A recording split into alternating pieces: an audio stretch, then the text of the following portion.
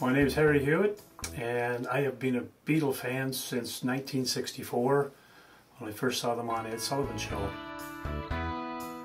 As you can probably see behind me here, there are a few items that I've been collecting over the years, including the replica of the Shea Stadium jacket that the Beatles wore in 1965.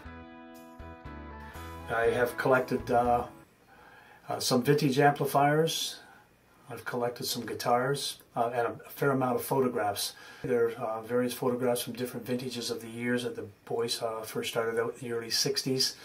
And that's the area where I'm most inclined to lean for my musical interests. This is a replica of George Harrison's Gretsch that he received in, I think it was 1962. The amplifier is vintage, it's 1967. The Python belt, this is what was made famous by John Lennon when he used to wear this on his Rickenbacker 325 guitar, the short scale version.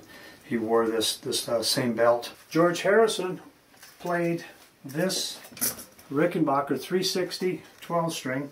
This is a 1964 reissue, and it is an exact replica of what George Harrison received in his second guitar in 1964.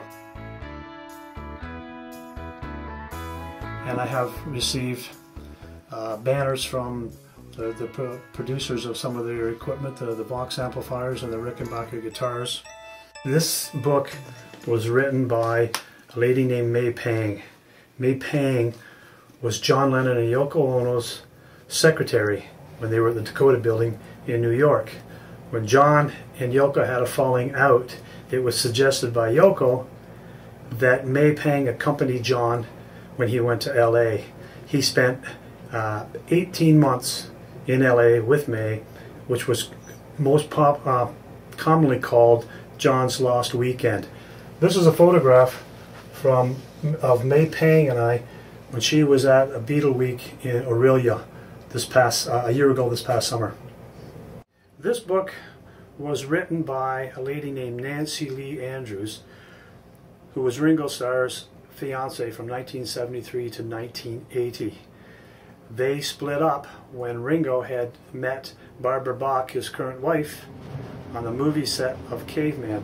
This is a photograph of Nancy Lee and I in Aurelia at the Beatle Fest a year and a half ago.